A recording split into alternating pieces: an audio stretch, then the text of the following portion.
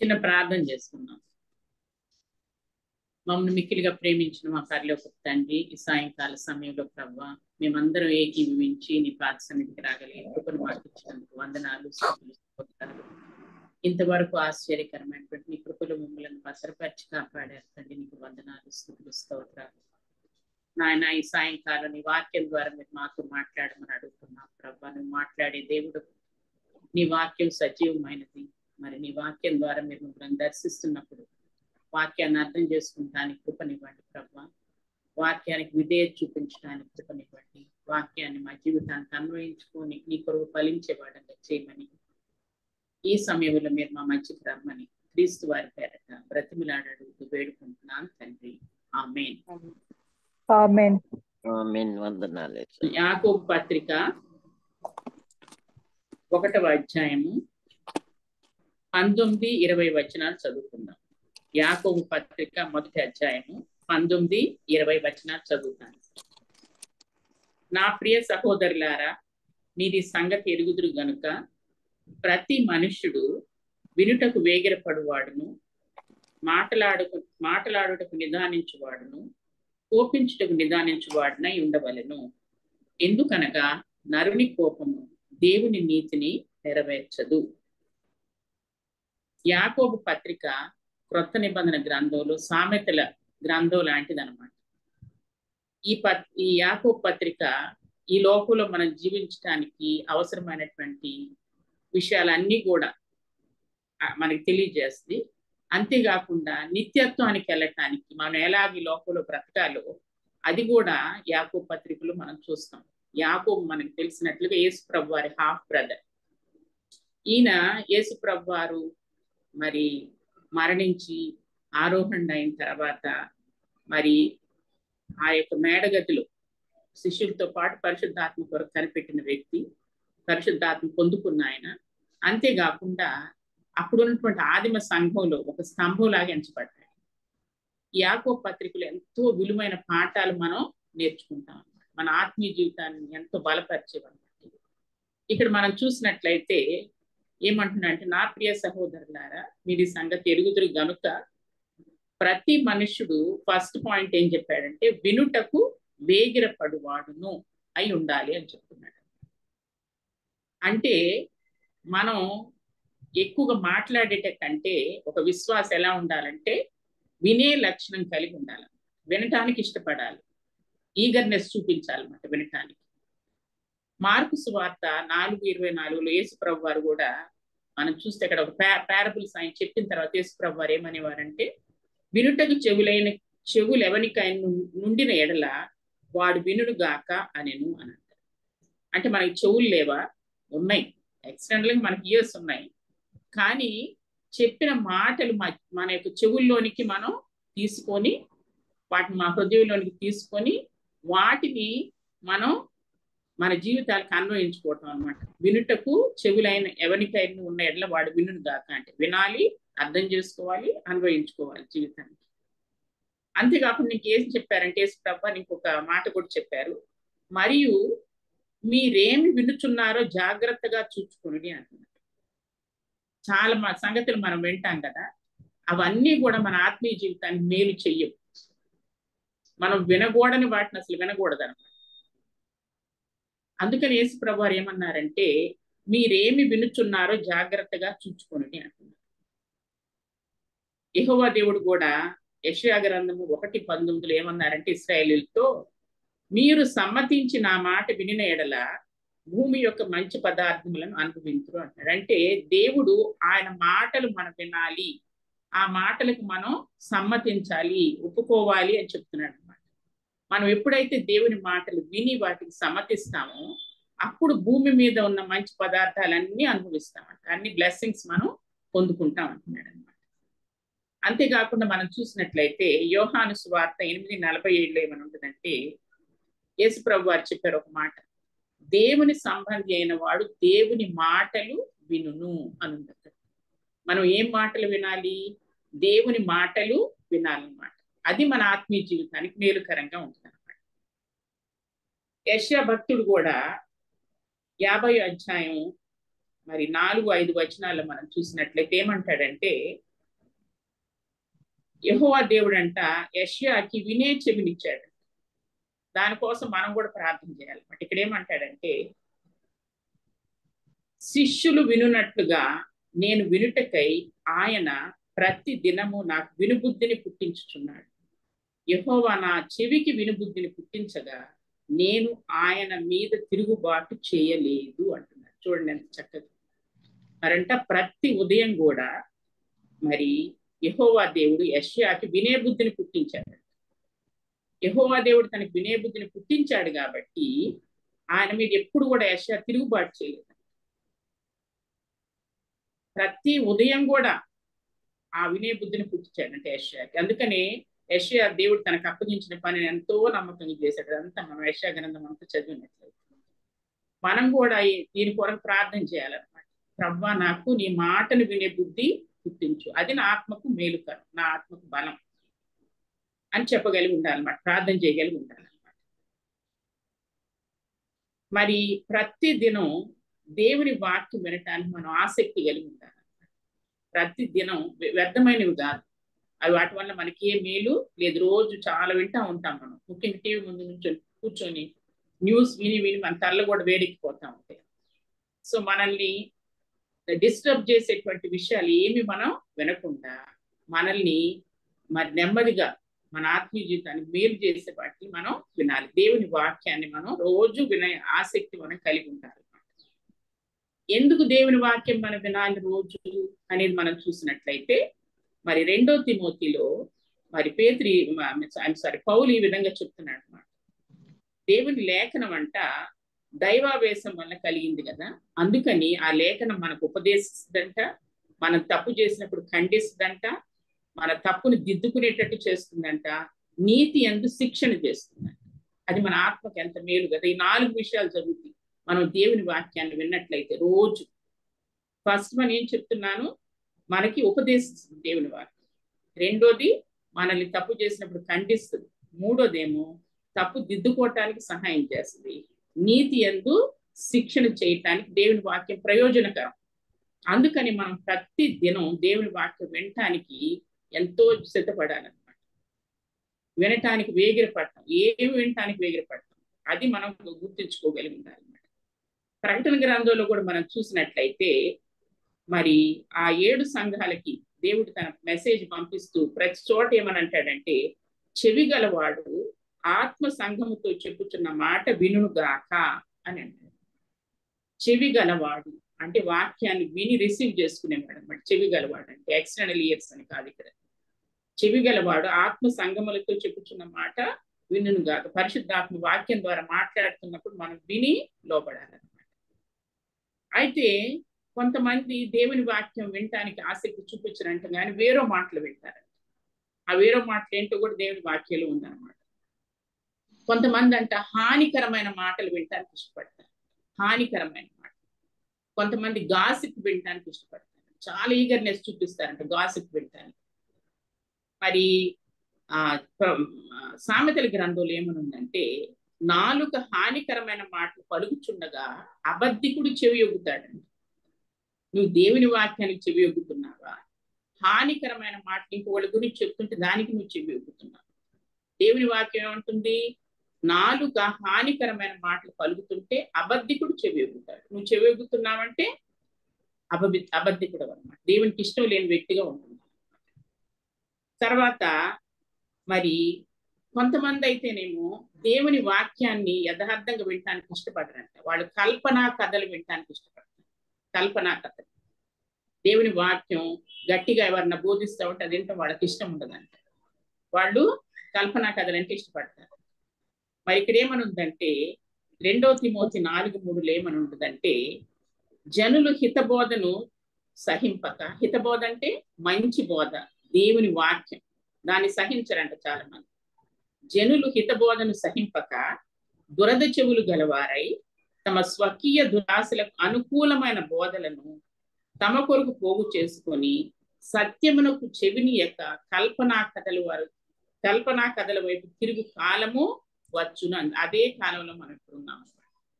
హితబోధ అంటే మనుషులకి ఇష్టం లేదు, వాళ్ళకి ఇష్టమైన మాటలే పాస్టర్ గారు కానీ ఎవరన్నా చెప్పాలి. ఎందుకంటే వాళ్ళ చెవులు దేని వైపు ఉన్నాయంటే వాళ్ళ సత్యానికి వాళ్ళ చెవి ఇవ్వటం. సత్యం అంటే ఏంటి? దేవుని వాక్యమే. సత్యమునకు చెవినియక ఏం చేస్తున్నారంటే కల్పనా కథలు వైపు తిరుగుతున్నారు మనుషులు. అట్లా మనం ఉండకూడదు అనమాట. హానికరమైన మాటలు వద్దు, మనకి వినొద్దు, గాసిప్ వినొద్దు, కల్పనా కథలు వినొద్దు. సత్యానికి మన చెవినివ్వాలి. వినే బుద్ధిని నాకు పుట్టించు ప్రభా, ప్రతి దినం నువ్వు నాకు వినే బుద్ధిని పుట్టిస్తే నేను నీ మీద తిరుగుబాటు చేయను ప్రభా అని దేవుని సన్నిధిలో మనం ప్రార్థన చేయాలన్నమాట. కొంతమంది ఏం చేస్తారంటేనంటే విని వినక ముందే ఏదో ఒకటి మాట్లాడేస్తూ ఉంటారు. వాళ్ళ గురించి దేవుని వాక్యం ఏమని చెప్తుందంటే, మరి సామెతల గ్రంథం 29:20లో ఆతురపడి మాట్లాడు వారిని చూచుతువా, వానికంటే మూర్ఖుడు సులువుగా గుణపడును అంటాడు. ఆతురపడి మాట్లాడు. కొంతమంది తెలియదు ఆ విషయం ఏంటో, కానీ దాని గురించి మాట్లాడేస్తూ ఉంటారు అన్నమాట. They exhibit their foolishness. అందుకనే ఎంతో చక్కగా చెప్తున్నాడు యాకోబు. ఏమంటున్నాడు? వినటానికి వేగిరపడు. విను, నువ్వు మాట్లాడటానికి దాని నుంచి నెక్స్ట్ పాయింట్ చెప్తున్నాడు. కొంతమంది ఆత్రపడి మాట్లాడుతూ ఉంటారు. అట్లాంటి వాళ్ళు వాళ్ళ యొక్క బుద్ధిహీనతను వెల్లడిపరుచుకుంటారు. మరి వాళ్ళకంటే మూర్ఖుడు సులువుగా గుణపడతాడని దేవుని వాక్యం చెప్తుంది అనమాట. తర్వాత వినే విషయంలో ఇంకొకటి కూడా యేసు ప్రభువు వారు చెప్పారు. ఏంటంటే, మీరు ఎలాగూ వినుచున్నారో చూసుకోండి అన్నారు. మొదటిది ఏం చెప్పారంటే, మీరు ఏమి వినుచున్నారో జాగ్రత్తగా చూసుకోండి అన్నారు. రెండోది ఏం చెప్తున్నారంటే, మీరు ఎలాగూ వింటున్నారో చూసుకోండి. లూకాసు వార్త 8:18లో యేసు ప్రభువు వారు ఏమంటున్నారంటే, మీరు ఎలాగ వినుచున్నారో చూచుకునుడి అనే మాట చెప్పారు. ఇది ఎక్కడ చెప్పారంటే, మరి విత్తువాని ఉపమానం చెప్తున్నప్పుడు చెప్పారు. మీరు ఎట్లా వింటున్నారు దేవుని వాక్యాన్ని చూసుకోండి అని. అక్కడ మనం చూసినట్లే త్రోవ ప్రక్కన నుండి వారు వినువారు గాని వింటారు వాడు, నమ్మి రక్షణ పొందుకున్నట్లు అపవాది వచ్చి మన హృదయంలో నుండి వాక్యం ఎత్తుకుని పోవును అని ఉంది. చాలాసార్లు మనం మందిరానికి వెళ్తాం, దేవుని వాక్యం వింటాం, బయటకు వచ్చి ఎవరిని ఏం చెప్పారు అంటే మనం మర్చిపోతాం. దాన్ని ఏం చెప్పలేం. అంటే you did not pay attention to what pastor said. అది నీ మనసులోకి నువ్వు తీసుకోలేదన్నమాట వాక్యాన్ని కొంచెం కూడా. అప్పుడు వెంటనే అపవాది వచ్చి మనలో విత్తబడిన వాక్యాన్ని ఎత్తుకుని వెళ్ళిపోతుంది. అందుకని యేసు ప్రభువు వారు ఏమంటున్నారంటే, మీరు ఎలాగ వింటున్నారో జాగ్రత్తగా చూసుకోండి. ఆ 4వ గ్రూప్ ఆఫ్ పీపుల్ ఉన్నారు కదా, వాళ్ళు విన్నారు, దాన్ని అంగీకరించారు, ఫలించారు అన్నమాట. ఫలించే రీతిగా మనం దేవుని వాక్యాన్ని వినగలిగి ఉండాలి. తర్వాత ఇంకోటి ఏం చెప్పారంటే, మత్తయి 13:14 యేసు ప్రభువు వారు ఎందుకు కొంతమంది విని కూడా లోపట్టం లేదు, ఎందుకు ఫలించటం లేదు అంటే దాని విషయం చెప్పారు. వారి చెవులు వినుటకు మందములైనవి, మీరు వినుట మట్టుకు విందురు గాని గ్రహింపరు అంటున్నాడు దేవుడు. చెవులు అంటే మందం అయిపోయినాయి. దేవుని వాక్యం రిసీవ్ చేసుకోవడానికి ఇష్టం లేదు. ప్రపంచంలో లోకంలో ఉన్న వార్తలన్నీ వినటానికి దే ఆర్ రెడీ, ఈగర్. అది వాళ్ళకి ఏ విధంగా మేలు చేయదు, కానీ అవే వినటానికి ఇష్టపడతారు. దేవుని వాక్యం వినటానికి ఇష్టం లేదు. ఎందుకంటే వాళ్ళ చెవులు దేవుని వాక్యానికి మందమైపోయినాయి. ఇంకోటేమో వినటానికి మటుకు వింటారు, కానీ మా వాక్యాన్ని గ్రహింపరు, అర్థం చేసుకోరు, లోబడరు అన్నమాట. అయితే మనం మరి అపోస్తుల కార్యంలో చూస్తే బెరయ అనే పట్టణంలో ఉన్నటువంటి యూదులు భక్తిపరులంట, గ్రీస్ దేశస్తులు కూడా, వాళ్ళు మనం అక్కడ చదివినట్లయితే బెరయ పట్టణంలో ఉన్నటువంటి వాళ్ళు పౌలు చెప్పిన వాక్యాన్ని ఆసక్తితో విన్నారంట, అంగీకరించారంట. ఇంకొకటి కూడా చేశారంట. అదేంటంటే, వారు చెప్పిన సంగతులు అలాగ ఉన్నవో లేవో అని ప్రతిదినము లేఖనములను పరిశోధించుచూ వచ్చారు. ఎంత చక్కగా చేశారో చూడండి. వాళ్ళు వాక్యం విన్నారు, అంగీకరించారు. అంతేకాకుండా పౌలు చెప్తున్న వాక్యం లేఖనానుసారంగా ఉందా లేదని జాగ్రత్తగా చూసుకున్నారు. ఇప్పుడు మనం ఉన్న దినాల్లో అబద్ధ బోధకులు, అబద్ధ ప్రవక్తలు ఎక్కువైపోయారు కదా, కాబట్టి వాక్యం వినడానికి చాలా చక్కగా ఉంటుంది ఒక్కోసారి, కానీ సమ్వేర్ ఏదో ఒక ట్విస్ట్ ఉంటుంది అనమాట. మరి ఆ వాక్యాన్ని రాంగ్ వేలో అన్వయించడం జరుగుతుంది చాలాసార్లు, మీరు గమనించినట్లయితే. అందుకని మనం ఏం చేయాలి? వాక్యం విన్న తర్వాత ఇంటికి వచ్చి వాళ్ళు చెప్పినట్లుగా, వాళ్ళు చెప్పినది దేవుని వాక్యానుసారంగా ఉందా లేదా అని మనం జాగ్రత్తగా చూసుకోవాలి. అలా చేశారు బెరయ పట్టణస్తులు. అదే యేసయ్య చెప్తున్నాడు ఏంటంటే, మీరు ఎట్లా వింటున్నారు, మీరు ఎలా వినుచున్నారు జాగ్రత్తగా చూచుకోండి అని చెప్తున్నారు. సరే, మొట్టమొదటి ఏం చూసాము? వినుటకు వేగిరపడాలి. ఆ వినుటకు వేగిరపడటంలో ఏం వింటున్నామో చూడాలి, ఎలా వింటున్నామో కూడా మనం గమనించుకోవాలి. సరే, రెండో పాయింట్ ఏం చెప్పాడంటే యాకోబు, మాటలాడటానికి నిదానించాలంట. మాటలాడుటకు నిదానించాలి. క్రీస్తు విశ్వాసులు మాట్లాడటానికి నిదానించాలన్నమాట. దేవుని వాక్యంలో సామెతలు ఏమని ఉందంటే, మితముగా మాట్లాడువాడు తెలివి గలవాడు. మితముగా మాట్లాడువాడు తెలివి గలవాడు. కొంతమంది విపరీతంగా మాట్లాడేస్తూ ఉంటారు కదా, వాళ్ళకి తెలియని విషయాలు కూడా మాట్లాడేస్తూ ఉంటారు. కానీ దేవుని వాక్యం ఏం చెప్తుందంటే, మితముగా మాట్లాడువాడు తెలివి గలవాడు అని చెప్తుంది. ఇంకా ఏం చెప్తుందంటే సామెతలు 10:19లో కొంతమంది విస్తారంగా మాట్లాడతారు. విస్తారమైన మాటల్లో దోషం ఉండక మానదు, తన పెదవుల్ని కాచుకునేవాడు బుద్ధిమంతుడు అని దేవుని వాక్యం. మనలో ఎవరికైనా విస్తారంగా మాట్లాడే అలవాటు ఉంటే వెంటనే మానేయాలి. ఎందుకంటే విస్తారమైన మాటల్లో దోషం ఉంటుందంట. అందుకని దేవుని వాక్యం యాకోబు ఏం చెప్తాడు? మాట్లాడటానికి మీరు నిదానించండి, వినండి, కానీ మాట్లాడటానికి నిదానించండి అని చెప్తున్నాను. మితంగా మాట్లాడాలని దేవుని వాక్యం సెలవిస్తుంది అన్నమాట. మరి ఇంకోటి, మళ్ళా సామెతల్లో మనం చూసినట్లయితే సామెతలో మనకి ఎంతో విలువైన వాక్యాలు ఉన్నాయి కదా, మన ప్రాక్టికల్ లైఫ్ లో మనం ఫాలో అవ్వాల్సినవి అనమాట ఇవన్నీ కూడా. సామెతలు 29:20లో ఏముంటుందంటే, కొంతమంది అంటే ఆత్రపడి మాట్లాడేస్తారు, కొంతమంది ఏమో విస్తారంగా మాట్లాడతారు, కొంతమంది ఆత్రపడి మాట్లాడతారు. ఆతురపడి మాట్లాడు వాని చూచితివా, వానికంటే మూర్ఖుడు సులువుగా గుణపడును అని దేవుని వాక్యం చెప్తుంది. తర్వాత యాకోబు పత్రికలోనే యాకోబు 1:21లో యాకోబు ఏం చెప్తున్నాడంటే, ఎవడైనను నోటికి కళ్ళెం పెట్టుకొనక తన హృదయమును మోసపరుచుకునుచు భక్తి గలవాడునని అనుకునేడల వాని భక్తి వ్యర్థం. ఎంత చక్కగా చెప్పాడు చూడండి. ఏమంటున్నాడు? ఎవడైనా నోటికి కళ్ళెం పెట్టుకోకుండా తన హృదయాన్ని మోసం చేసుకుంటూ నేను భక్తి గలవాడిని అని అనుకుంటే వాని భక్తి వ్యర్థమే. భక్తి గలవాడు ఎలా ఉండాలంటే మాట్లాడటానికి నిదానించేవాడుగా ఉండాలన్నమాట. మితంగా మాట్లాడేవాడే భక్తి గలవాడు. తర్వాత మనం చూసినట్లయితే మరి సామెతలు 13:3లో ఇంకొక మాట ఉందన్నమాట. అదేంటంటే, తన నోరు కాచుకొని వాడు తన్ను కాపాడుకొనును. తన నోరు కాచుకొని వాడు తన్ను కాపాడుకొనును. ఊర కొనక మాట్లాడువాడు కనుక నాశనము తెచ్చుకును. మాట్లాడటానికి నిదానించు. నీ నోరు నువ్వు కాచుకుంటే నిన్ను నువ్వు కాపాడుకుంటావు. ఊరికే మాట్లాడుతూ ఉంటే నీ మీదకి నాశనం తెచ్చుకుంటామని దేవుని వాక్యం చెప్తున్నాను. యేసుప్రభు వారు కూడా ఒక మాట అన్నారు, ఏంటంటే హృదయం నిండి ఉండిన దాన్ని బట్టి నోరు మాట్లాడుతూ ఉంటుంది. నీ హృదయంలో ఉందో అదే బయటకు వస్తా ఉంటుంది. ఒక్కోసారి చాలా జ్ఞానులు అనుకునే వాళ్ళు విపరీతంగా మాట్లాడి వాళ్ళ బుద్ధిహీనతను బయటపడేసుకుంటారు.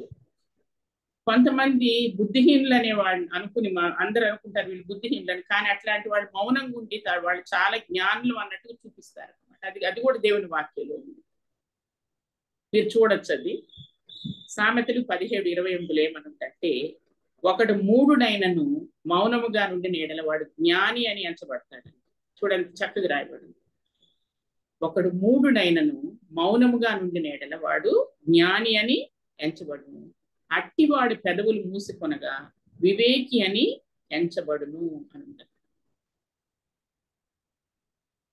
అంటే మనం మాట్లాడటానికి నిదానించే వాళ్ళంగా ఉండాలి, ఎక్కువగా మాట్లాడద్దు అని చెప్తుంది అనమాట దేవుని వాక్యం. ఎందుకంటే ఎక్కువ మాట్లాడి దాని ద్వారా మనం పాపం చేస్తాం. తర్వాత మనం ఎట్లాంటి మాటలు మరి మాట్లాడాలి? మాట్లాడటానికి నిదానించాలి. ఇంకెలా మనం మాట్లాడాలి? ఒక విశ్వాసంగా నువ్వు ఎలా మాట్లాడాలి అని అంటే, మనం మృదువైన మాటలు మాట్లాడాలన్నమాట. మరి సామెతలు 15:1లో మృదువైన మాట క్రోధమును చల్లార్చును అని. మృదువైన మాట క్రోధాన్ని చల్లారుస్తుంది. అంటే ఎవరైనా కోపంతో రెచ్చిపోతా ఉన్నప్పుడు అట్లాంటి వాళ్ళ ముందు ఎలాంటి మాటలు మాట్లాడాలి? వాళ్ళని కూల్ డౌన్ చేయటానికి మృదువైన మాటలు మాట్లాడాలి కదా. యేసు ప్రభు వారి గురించి మనం చూసినట్లయితే ఆయన నోటి నుండి వచ్చిన దయగల మాటలు మీద అందరూ ఆశ్చర్యపోయారు. మరి ఆయన తన స్వరక్తం ఇచ్చి మనల్ని కొనుక్కున్నాడు కదా, మనకు అన్ని విషయాలు మాదిరించి వెళ్ళారు కదా యేసు ప్రభు వారు. కాబట్టి మనం కూడా ఆయన ఎలా ఉన్నారు, ఎలా మాట్లాడారు అనేది మనం గుర్తు చేసుకోవాలి. ఆయన దయగల మాటలు మాట్లాడారు, మృదువైన మాటలు మాట్లాడారు, జ్ఞానం గల మాటలు మాట్లాడారు. కాబట్టి ఇక్కడ ఏమని ఉందంటే మృదువైన మాటలు క్రోధాన్ని చల్లారుస్తాయి. కాబట్టి మనం మాట్లాడుతూ మృదువుగా ఉండాలి. ఇంకా మన మాట ఎలా ఉండాలంటే వినువారి క్షేమాభివృద్ధికి అనుకూలమైన మాటలుగా ఉండాలి. ఇతరులకు క్షేమాభివృద్ధి తెచ్చే మాటలు ఉండాలి, కానీ ఇతరులు పడగొట్టే మాటలు మనలో ఉండకూడదు అనమాట. వినువారి క్షేమాభివృద్ధికి అనుకూలమైన మాటలు మనం మాట్లాడాలి. తర్వాత కొలసీలకు రాసిన పత్రిక 4:6 ఏమనుందంటే మన సంభాషణ ఉప్పు వేసినట్లు రుచిగా కృపాసహితంగా ఉండాలి. మాట్లాడటానికి నిదానించాలి, అట్ ద సేమ్ టైం ఎలాంటి మాటలే మనం మాట్లాడాలి. మన సంభాషణ ఉప్పు వేసినట్లు రుచిగా కృపాసహితంగా ఉండాలి. అంతేగాని పిచ్చి పిచ్చి మాటలు మాట్లాడటానికి వీలు లేదు. స్లాంగ్ లాంగ్వేజ్ యూజ్ చేయడానికి అసలే వీలు లేదు. విశ్వాసం ఫిల్తీ జోక్స్ వేయటానికి అసలే వీలు లేదు. యోగ్యమైన మాటలు, ఇతరులని ఎడిఫై చేసే మాటలే మన నోట్లో నుంచి రావాలి.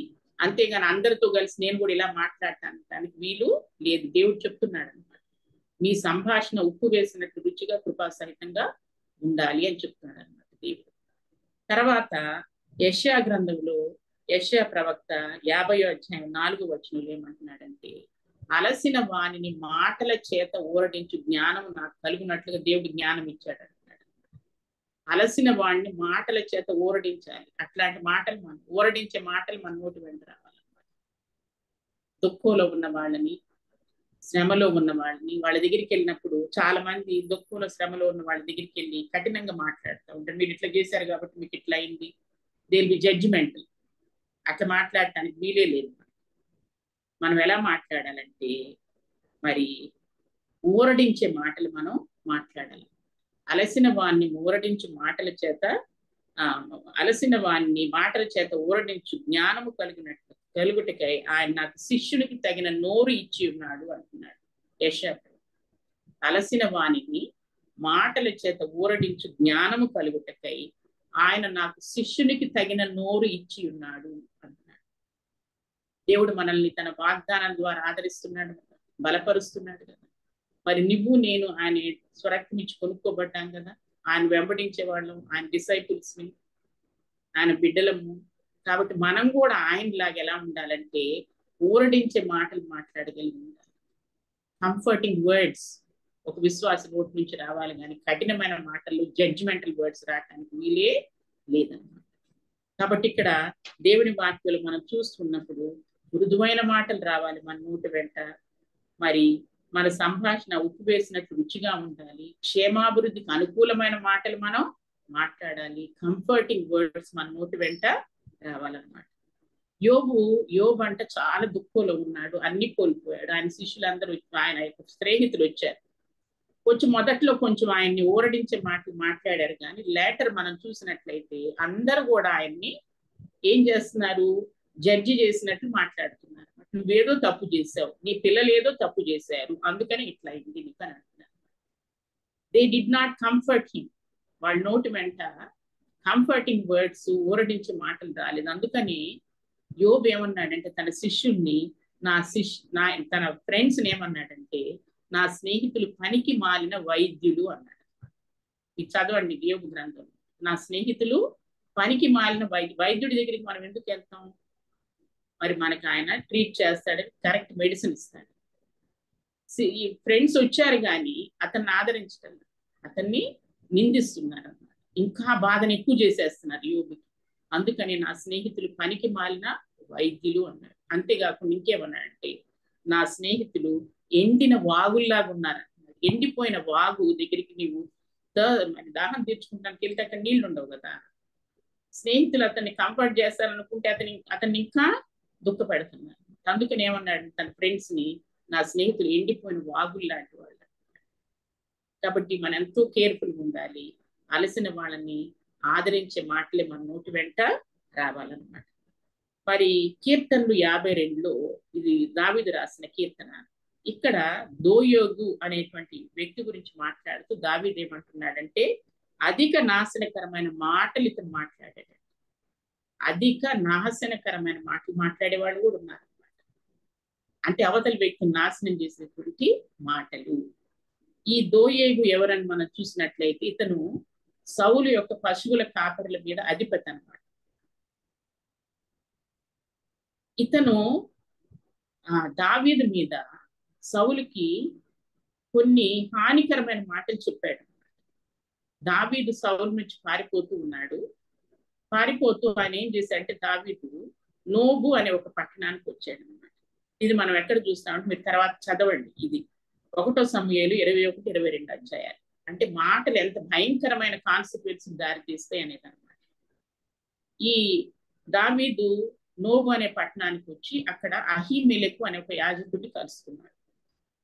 కలుసుకొని ఏం చెప్పాడంటే, నేను సౌలు దగ్గర నుంచి తను పారిపోతున్నట్టు చెప్పలేదు. సౌలు తను చంపాలనుకున్నాడు అనేది కూడా చెప్పలే ఆయన. దావీదు చెప్పకుండా నన్ను రాజు మరి ముఖ్యమైన పని మీద పంపిస్తున్నాడు, నేను వెళ్తున్నాను, మరి నీ దగ్గర ఆహారం ఉంటే ఇవ్వు, నీ దగ్గర ఆయుధాలు ఉంటే ఇవ్వమంటే దావీదు చెప్పిన మాటలు నమ్మి అహీమెలెకు ఏం చేశాడంటే దావీదుకు రొట్టెలు ఇచ్చాడు, మరి ఆయుధం కూడా ఇచ్చాడు. ఆ టైంలో దోయేగు అక్కడ ఉన్నాడు అనమాట. ఇతను సౌలు యొక్క పనివాడు. ఇదంతా చూశాడు. వాట్ యాక్చువల్లీ వాళ్ళిద్దరి మధ్యలో జరిగిన సంభాషణ గురించి దోయేగుకి ఏమీ తెలియదు. తర్వాత సౌలుకు తెలిసిందనమాట. ఏమని? దావీదు తన దగ్గర నుంచి పారిపోతున్నాడని, మరి దావీదుకి ఎవరో సహాయం చేస్తున్నారని తనకు వ్యతిరేకంగా అని సౌలు తెలుసుకొని తన సైన్యాన్ని తన అనుచరులందరినీ పిలిచి, మీరు అందరు ఎందుకు నాకు వ్యతిరేకంగా దావీదుకి సహాయం చేస్తున్నారు, నాకు మీరు చెప్పాలి అని వాళ్ళని నిలదీస్తున్నారు. అప్పుడు అటువంటి దోయేగు చెప్పాడు అనమాట. ఏమని అన్నాడంటే, నేను చూశాను నోబులో యాజకుడైనటువంటి అహీమెలెకు దావీదుతో దయగా మాట్లాడి అతనికి రొట్టెలు ఇచ్చాడు, ఆయుధం కూడా ఇచ్చాడు అని చెప్పాడు. చెప్పినప్పుడు సౌలుకి చాలా కోపం వచ్చేసేసింది.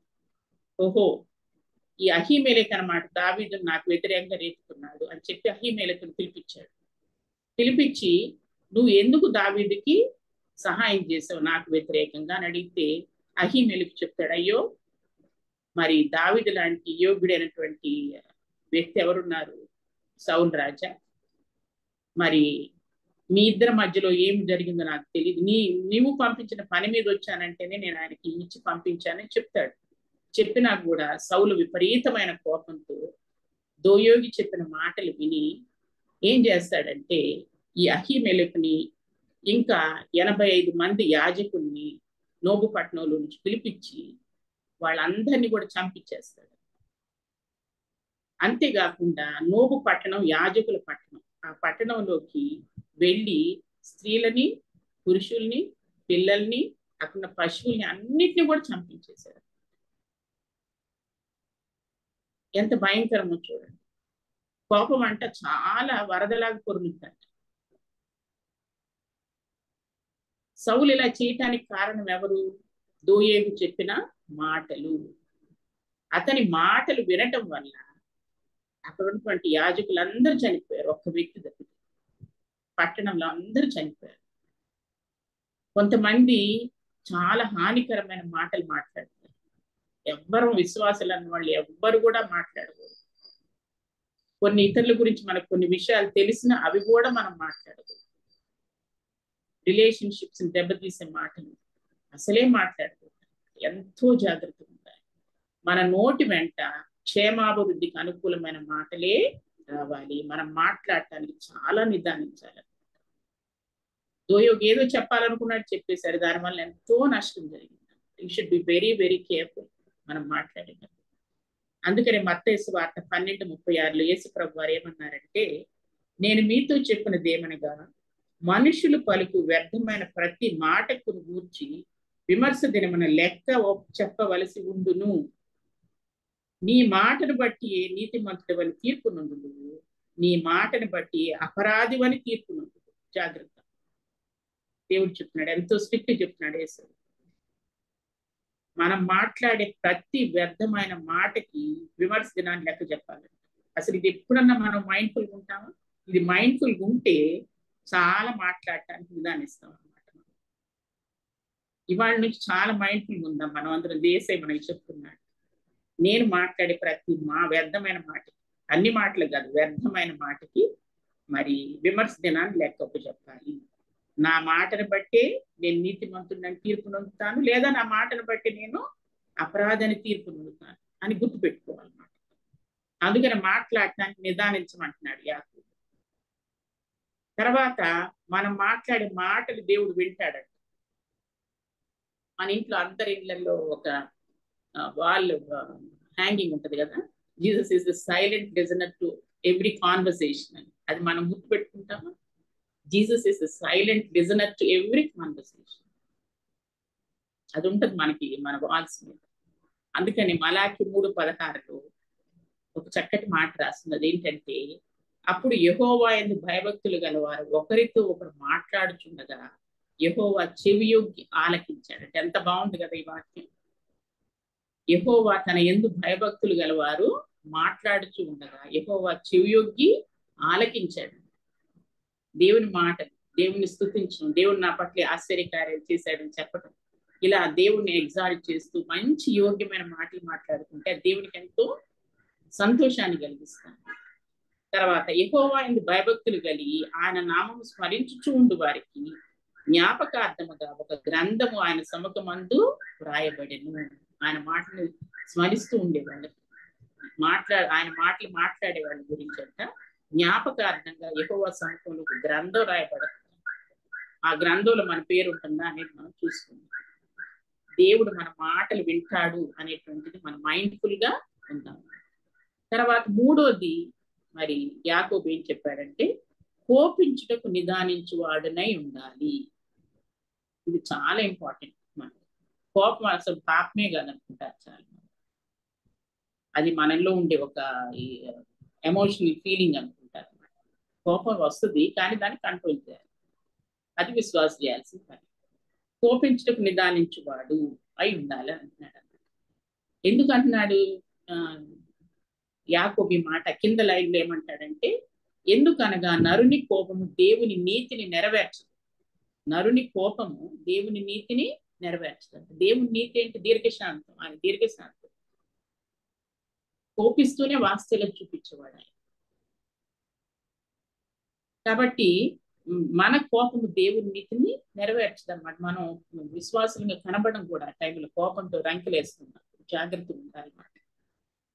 మరి ఇంకో చోట ఏమనుందంటే, మరి ప్రోవర్బ్స్ సామెతలు 29:11 ఏమని ఉంటుందంటే, బుద్ధిహీనుడు అంటే తన కోపం అంతా కనపరుస్తాడు. బుద్ధిహీనుడు తన కోపం అంతా కనపరుస్తాడు, కానీ జ్ఞానము గలవాడు కోపము అణుచుకొని దాన్ని చూపకుండా. ఒక విశ్వాసి కోపం అణుచుకొని దాన్ని చూపకూడదు. అంటే కోపాన్ని బ్రూట్ చేసి మనలో ఉంచుకోమని కాదు. బుద్ధిహీనుడైతే కోపం అంతా బయటపడేసేస్తాడు, విపరీతంగా అరిచేసి తన యొక్క నేచర్ అంతా బయట పెట్టేస్తుంటాడు.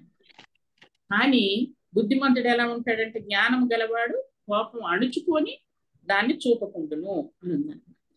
ఎందుకంటేనంట కోపము క్రూరమైనదంట.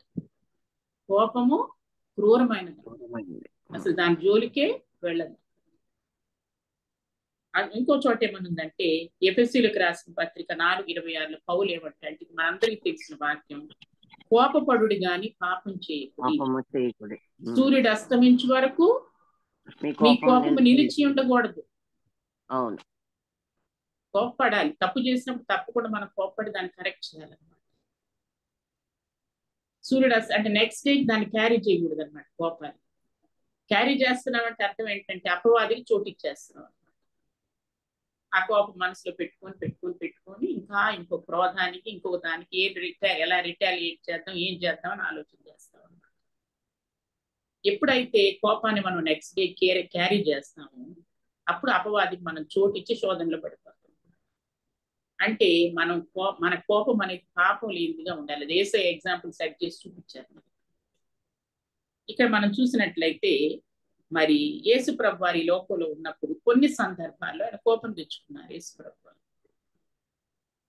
ఒక సందర్భం మనందరికీ తెలిసింది. అదేంటంటే మరి దేవాలయం యేసుప్రభు వారు వెళ్ళినప్పుడు ఆ దేవాలయంలో మరి అదొక వ్యాపార పిల్లుగా మార్చేసేసి శాస్త్రులు పరిచయులు మరి గొర్రెల్ని మరి అలాగే మేకల్ని ఎడ్లని మరి ఇంకా పావురాళ్ళని వీటన్నిటి నమ్ముతున్నారు. అది చూసినప్పుడు యేసుప్రభు వారికి చాలా కోపం వచ్చింది. ఆ కోపం ఏంటంటే రైచియస్ యాంగర్. అది రైచియస్ యాంగర్ అన్నమాట.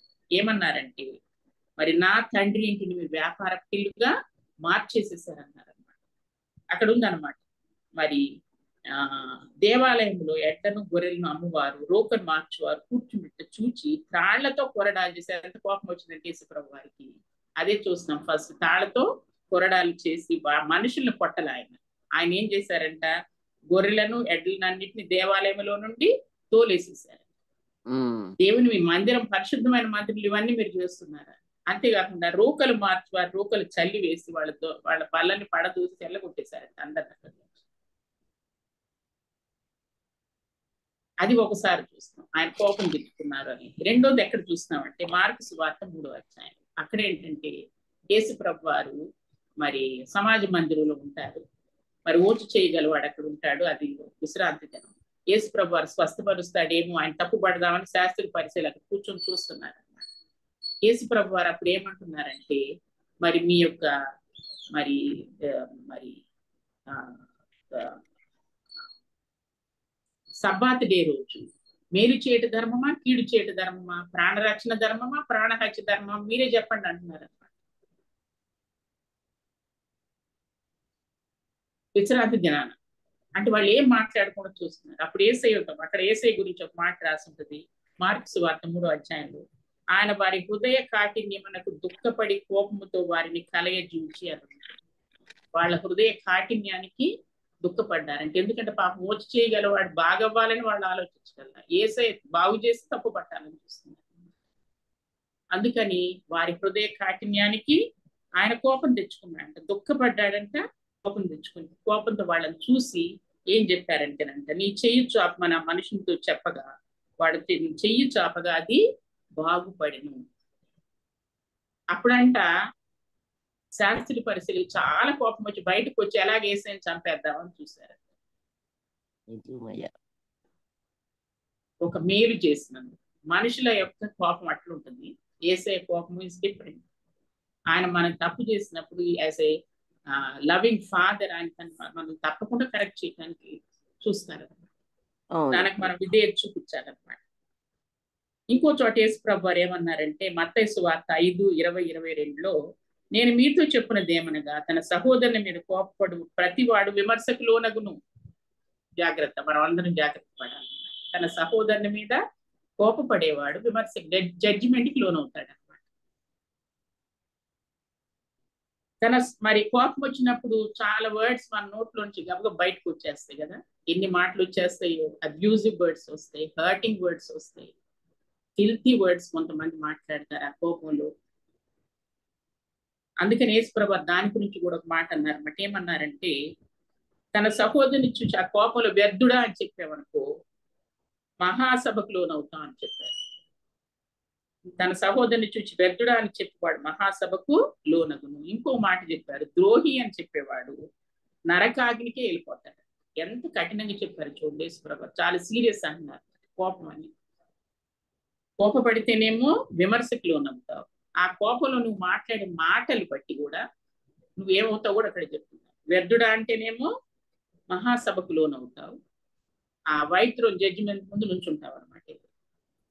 మరి ద్రోహి అని చెప్పావంటే ఇంకా ఎక్కువ కఠినమైన మాట అనమాట. అని చెప్పావంటే నువ్వు నరకాగ్నికే వెళ్ళిపోతావు అని చెప్తున్నావు. కాబట్టి కోపం రావద్దు అసలుకి. కోపం వచ్చినప్పుడు కంట్రోల్ చేసుకోవాలి. ఆ కోపంలో అసహ్యమైన మాటలు, వ్యర్థమైన మాటలు మాట్లాడడానికి వీలు లేదనమాట. దేవుని గ్రంథంలో మీరు ఎవరన్నా చెప్తారేమో చూడండి. దేవుని గ్రంథంలో ఒక వ్యక్తితో దేవుడు మాట్లాడుతూ నీకు కోపమేలా అని అడిగాడు. ఎవరాయన చెప్పగలరా?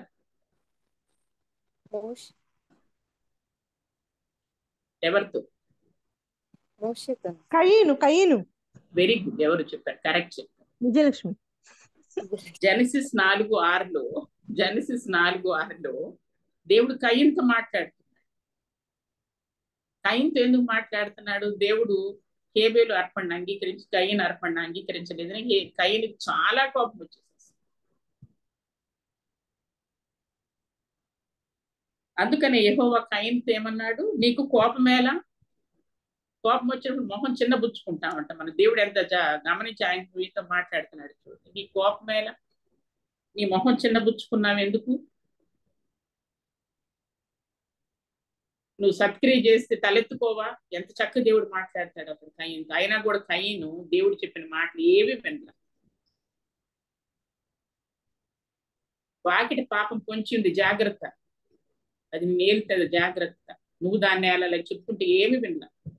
అక్కడ మనం చదివితే ఎంత చక్కగా దేవుడు కయీనుతో మాట్లాడి అతను కౌన్సిలింగ్ చేస్తాడు, సరి చేయాలని చూస్తున్నాడు కదా, అతను ఏది కూడా దేవుడి మాట వినలేదు.